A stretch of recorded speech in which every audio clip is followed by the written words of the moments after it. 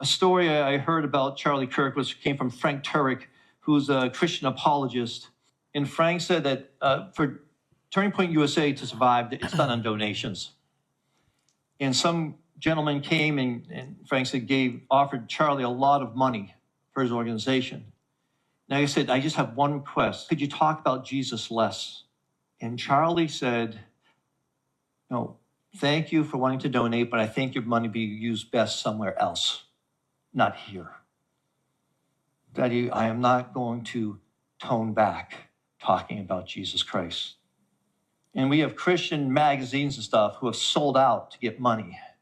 And here's this guy who was not willing to sell out for his 30 pieces of silver because Jesus was too important to tone down. Yeah, everything is not clear. This the end and everything's clear. That's right, the end is near. For the past few months, there has been this main claim that donors controlled TPUSA, that donors controlled Charlie for many years until they couldn't anymore. What we didn't look at until now is the fact that Charlie wasn't the only one who had issues with the donors. Even Alex Clark voiced her frustration when speaking about them and what she had to deal with in the past. So why is Erika Kirk, as the current CEO of TPUSA and Charlie's widow, allegedly continuing working with the same people who allegedly put so much negative pressure on her husband right before he was terminated on 9/10? If TPUSA's activists and media personalities felt that same pressure at some point, imagine what was happening to Charlie, especially towards the end. And Erika, as his wife, allegedly knew all about it. Well, today Erika says what she does is not our business, and what we do is not hers. And what people who question her, she prays for them, even though they hate her. It's a new clip of her that I will show you in a bit. To start with, take a listen to Alex Clark and Andrew Colvett discussing this very issue. It's like we don't believe in that control. We think like we hire good people and good people are going to do good things. No, there was only, and I said this in my solo episode that came out yesterday, there's only one time in my 6 years of working here. And I don't think it was Charlie. I think it was other management. I had me. I don't even think it was you. Oh, it was other management, and I had a guest coming on who kind of talked negatively about some people that happened to be donors. Oh. And so it was like, hey, we really are thinking that maybe you shouldn't put this episode out. And I wrote like the one and only time I threatened to quit ever working here. It was like my most strongly worded letter, just saying, if I am expected to go on campuses and defend free speech to these students, then my free speech and my guest free speech should not be squandered within our walls of Turning Point USA. And I just said, we don't have to agree with everything that my guests say. And I have guests with different opinions. Yeah, and I if agree. those donors want to, come out and disagree, That that's wouldn't have fine. been me. So I don't think it was you, and I don't think it was Charlie. But when I said that, I think Charlie was notified, and then it was like, just let her post it. Never to be, no one ever said anything to me again. And then any other times that I said controversial things, I would always get little messages from Charlie saying like, keep up the good work. I support whatever you want to say. Just like very kind like that. Let me start by saying that I am not Alex Clark's fan. Her voice hurts my ears. Her posts on X, I have to unfollow her. I just couldn't handle her takes. And that's just me. I'm not telling anyone to feel the same way. Maybe her annoying voice is your cup of tea. That's fine. However, we can't deny this article in Wall Street Journal featuring Alex was in bad taste. Here it is. Charlie Kirk made her a star. Here is how she plans to honor him. Alex Clark, one of Turning Point USA's most prominent female voices, says she is committed to bringing more women into the movement. This was published on the 18th of September, 8 days after it happened to Charlie. If it was me, I'd never, ever let them publish this title about me just a week after the tragedy occurred, especially photographed with all the flowers and candles behind me, laid out in memory of Charlie. How freaking inappropriate, seriously. I don't think this got enough attention, by the way, how horrific this whole setup was. And then this line from the article quoting Alex. The very first thought that popped into my head was, I'm so glad that Charlie knew Jesus. She's talking about when she found out that he was unalived, and what was the first thought that popped into her head. So, I'm so glad that Charlie knew Jesus, said Clark, 32, who hosts the MAHA-friendly, so Make America Healthy Again, friendly podcast, Culture Apothecary for Turning Point USA. I have so many things to say about this name. I'm not gonna make it all about that. The second thought was, what will happen now? And the third thought was, thank God Trump is president. Nothing weird about it, nothing wrong with it, all good. Your beloved boss is brutally unalived while the whole world is watching, but thank God Trump is president. My question is, okay, Charlie knew Jesus. Okay, what does that have to do with anything? Is that supposed to mean something? And he's a president, and what? Did he help with Charlie's investigation? Did he even show a drop of grief? They were friends. Charlie won the election for him. And now we have the same president slagging everyone that was on the same side as Charlie. Everyone. Why people keep saying Charlie won the election for him, or elections? Why people keep saying that? How did Charlie win the elections for him? How? I don't believe in elections. I do not believe in elections. I do not believe in that. Zero. That was protecting the same values as Charlie, everyone that is against the war with Iran as Charlie was. Okay, so there are voices now on X saying that Charlie would be on the same list as Candace Owens, as Alex Jones, Tucker Carlson, Megyn Kelly. There would be Charlie Kirk there if he was alive. But I don't thank believe God that. Trump is. I've seen the tweet, but I don't believe that. I don't believe that at all. Okay, I actually reacted to a video that was Candace was making a video about that, and I reacted to it. But I do not believe it. But what even if it was that? So what? President. That was the third thought that popped into Alex's head. But you gotta give it to Alex. She brought up the topic of donors head on. Here is her confirming that she did notice that Charlie Kirk was under pressure of donors, okay? On her podcast. Let's listen to that. I will say, as far as the rumors go, for donor pressures and all of that, and you can tell me if I'm wrong. Internally, what I noticed was, yes, he was getting pressure about having Tucker speak. There were people angry that we were allowing Tucker to speak. He wanted to double down and said, I don't care that people are mad. I have tons of different ideologies on this stage, religions, viewpoints within the conservative movement. Everybody's welcome. I want everybody to have a chance to share their ideas. And that's the only pressure I know of as far as donor pressure that he ever received recently. A couple things that it's worth clarifying. You know, and you asked me this earlier, so let me make sure I'd say it. Charlie's position on it very clear. I like them more than I like Hamas. I just wish I was free to criticize it and not be labeled an anti, because I can. Bro, what is going on? Can somebody just let him speak? Now you cannot. There are words you cannot speak anymore. Like what? Israel? Is somebody scared to say Israel? What is going on, bro? What, you cannot say Israel anymore? Stop it, bro. Stop it. Somebody, please. As far as donor pressure that he ever received recently. A couple things that it's worth clarifying.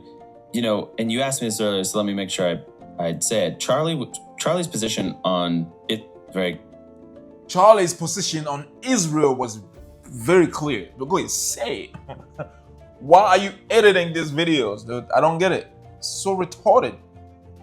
Are you not allowed to say Israel anymore? clear. I like them more than I like Hamas. So you're allowed to say Israel, but you're not allowed to say Hamas. But I mean, sorry. The other way around. You're not allowed to say Israel, but you are allowed to say Hamas. Okay, I see it.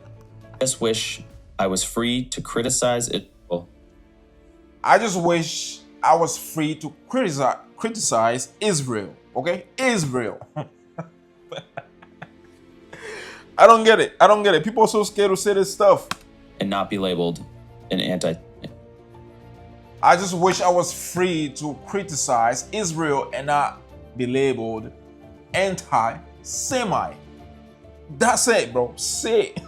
I don't know why it's making me so angry. Okay? It's making me so angry. It's not even a bad word.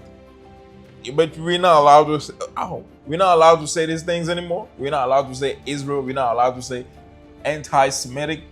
We're not allowed to say nothing anymore. Come on, man. Stop it. Because I can criticize my own government and not be called anti-American. Right.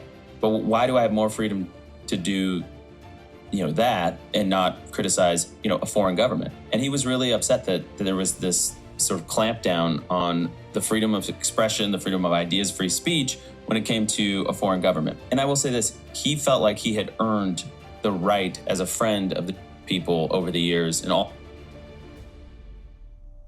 the Jewish people over the years, okay? I'm gonna say it. Whatever they're not trying to say, I'm gonna say it for you guys, okay? The Jewish people over the years. What is going on? Okay? By the way, I'm Hebrew, so I'm not a Jew, but I'm Hebrew. I'm not scared to say these things, okay?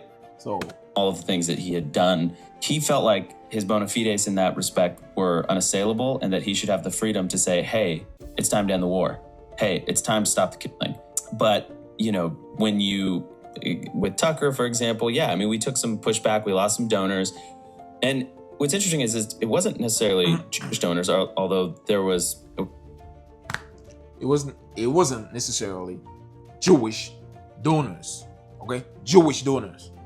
Because that's a misconception about Turning Point's funding base, by the way, is, you know, it's not a whole lot of Jewish donors. It's just not. There was always, I saw the comments online like, oh, the shekels or something like, I mean, it's all this gross stuff. It just wasn't true. And it isn't true. But we did lose, you know, one in particular towards the end that was frustrating. There's this great clip when we were in Myrtle Beach and he got asked if, you know, from somebody in the audience, if he was going to, you know, debate Candace or, you know, disavow Tucker. And Charlie's answer I thought was amazing.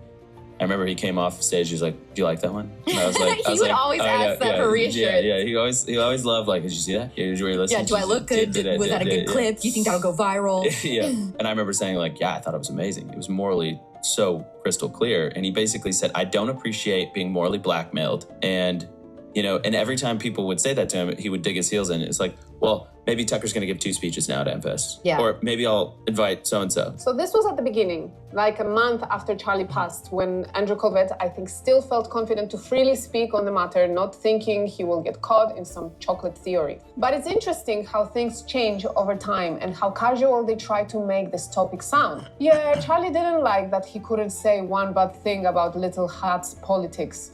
He can criticize his own country, but if he says something about their greatest ally... Who's Little House politics? Who's that? What's Little's house? Is it Little's house or Little House? I don't know. What is that? Man, these people are killing me, bro. Stop killing me. That's a problem. He's being defunded. I'm sorry. How are they talking about it so casually? Knowing what happened to him just a day after the donor pulled out. Just a day after Charlie wrote that text that he's forced to leave their cause. Just a day after he texted, they are going to kill me.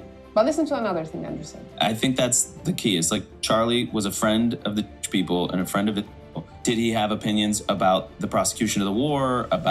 He thought their PR was abysmal, thought they were doing more harm than good in many ways for their own cause. So all of those things were true. And he was upset that he couldn't express those things freely without all of this pressure coming down on the organization. He has a lot of great Jewish friends and, you know, and some people that maybe some not so good ones, right? But I think it's just a nuanced thing. Was Charlie offered $150 million from Israel? As far as I know, no. I had never heard anything like that. Everyone I've asked has said the same thing. And by the way, just for what it's worth, it doesn't matter the amount that would have been coming down. We would have said no. And there's evidence that is true. Turning Point Charlie would not accept foreign money. Exactly. We only took American money. Yeah. There was money sent to us, like practically in multiple instances where they're trying to cram it down our bank account. And we said no, we canceled like money wires and things. No foreign money, and also no handouts from the government. During the pandemic, 100%. He refused to do mass layoffs that everybody else in the country was doing. Said no to the whatever that check was. What was that they were handing out? Stimulus check. Yeah. The PPE loans, right? I always get PPP and PPE mixed up, but yeah. But it was a good amount of money that at the time we could have used. Yeah. He put out a company statement saying, you know, this was tempting for sure, but we're going to say no. Yeah. I mean, he was very principled in that way. Okay, well, move on, bro. Move on. What is this? Principles and what? Okay. He was extremely principled, especially on foreign money. I remember moments we'd be at like an event, you know, and some foreign people would come up and like demand a meeting or try and get a meeting with Charlie, and Charlie would look at me and go, deal with them, get rid of them. Like, just, I don't want to talk to them. So this question was brought up because of what Candace Owens claimed, and it's that Andrew Colvett told her that Benjamin called Charlie and offered him a crazy amount of money to take TPUSA to the next level. She even wondered in one of her recent episodes why it was offered to Charlie and in exchange for what? Take a look. To address Bibi Netanyahu's call. Charlie described it, as I told you, as an intervention over the topic of it. Bibi offered, as I said, to take Turning Point to the next level. And what troubles me is not knowing the answer in exchange for what. I mean, how much money would it take to bring an organization that is already pulling in $100 million per year to the next level? And also, where was this money going to come from? How are they going to generate that sort of an income? How could they know they were going to make that kind of money? I have an idea that it may have been guaranteed from like war profiteering, war in Iran, particularly the issue that Bibi and Charlie were butting heads about. War, as I told you a couple of days ago, is a big business, not just a big business, the biggest business on earth. Yes. It's also a overtly political business. Yeah. Next thing we know, Charlie is dead. Turning Point USA is trying to twist and reimagine his legacy as pro-war in the Middle East, war in Iran, and Bibi is doing the most, right? Bibi is doing the rounds saying, I didn't kill him immediately, when no one initially thought that he killed him until he said he didn't kill him. Then we thought, did you kill him? So it's a very interesting pattern with Andrew Colbert, and it happened multiple times. Candice claimed that he told her something. Him or a person she was talking to denied it was true. Truth comes out, and surprise, surprise, turns out that Andrew Colbert was the one who told, and he told the truth. At least. I mean, honestly, if Candice comes out and says something, I'll believe her. I'll believe her. Okay, I don't care who else will say. She's lying. I will believe her. I will believe her because she's proven. This has been proven. Okay, everything that she talks about before she comes out and speaks about something, she's actually looked into it. Not like many of these guys that just come out and they are defending something, saying things that lying about things, saying things that they did not even investigate. You get what I'm saying? So I believe Candice. I believe the things that Candice say. I believe any day, any time. So you get what I'm saying? But it depends on what she's talking about. Things like this, I believe it. I believe it, for sure. At least at the beginning, that was the pattern. So this attitude around the topic of donors, like it was nothing, like it was something simple they just had to deal with, it's weird. And don't get me wrong, I do understand that when someone donates millions and millions of dollars, they want to have a say. No, too many rich people who try to skew the message of the organization. Take a listen. A story I heard about Charlie Kirk came from Frank Turek, who's a Christian apologist. And Frank said that for Turning Point USA to survive, it's done on donations. And some gentleman came and Frank said offered Charlie a lot of money for his organization. And I said, I just have one request. Could you talk about Jesus less? And Charlie said, no, thank you for wanting to donate, but I think your money be used best somewhere else, not here. Daddy, I am not going to tone back talking about Jesus Christ. And we have Christian magazines and stuff who have sold out to get money. And here's this guy who was not willing to sell out for his 30 pieces of silver because Jesus was too important to tone down. By the way, if you're hearing some weird audio as well in the background, it's my neighbors that are having a lot of fun today. It's Pascha, guys. It's Pascha weekend, which means Greek Orthodox Easter. So, Kalo Pascha to everybody watching. Anyway, one way or another. To everybody watching, what do you think this is, bro? I'm Hebrew. To everybody watching, what the heck is Pascha? Oh my goodness, bro. I know Passover. I don't know what Pascha is. Pascha. This is Pascha, bro. Ever be Charlie Kirk, but I am who I am because of him. Without him, I wouldn't have my family. I wouldn't have met my husband. And so I literally owe nearly everything I have to him. I used to work for Turning Point like 7 years ago when I was in college. I held an event on campus that got a lot of pushback. And I met Charlie the next day and he was like, oh, I love that event. It was super funny. Well, the donors didn't love it. So Turning Point put out a statement disavowing me and the event. I worked really hard to try and fix my relationship with him, but it just wasn't ever the same. And once I had enough of feeling betrayed, I wrote a scathing resignation letter. I ridiculed ridiculed Charlie and I made fun of him and I posted it and that went viral. Ever since then, I've been blacklisted from Turning Point for 7 years. But at the Student Action Summit, I showed up to do interviews with the protesters outside. And I really wanted to go inside and talk to my friend Savannah Hernandez. She called Andrew and he was with Charlie, I guess. And Charlie literally said, let her in, I want her here. And so they gave me a badge. No way. Completely free, and they let me in there. And I was even allowed to be there the next following days, but I didn't go back. I wish I had tried harder to talk to him and just say sorry. I don't blame him for blacklisting me. I understand why he did it, but I really wish that I could have said something. Thanks for being so open about that. Yeah. Okay, what's the point of this video? Man, I'm done. Shout out to the lady, the Cypress lady in the video, you get what I'm saying? You guys can go and check out her channel. Thank you for watching again. Comment below, like, dislike, don't care. I'm gonna catch you guys next time with more videos. Make sure to subscribe to my YouTube channel, MMR Yahoo. The link is at the top of the comments. Just easily, I'm praying to the sky and I got no fear. That's right, bro, I got no fear. Every day in my head, every day in my ears. Yeah, every day in my ears. The one drop me down, and yeah, that's clear. Yeah, everything is not clear. This the end, then everything's clear. That's right, the end is near. Get away from me, all these demons get away from me.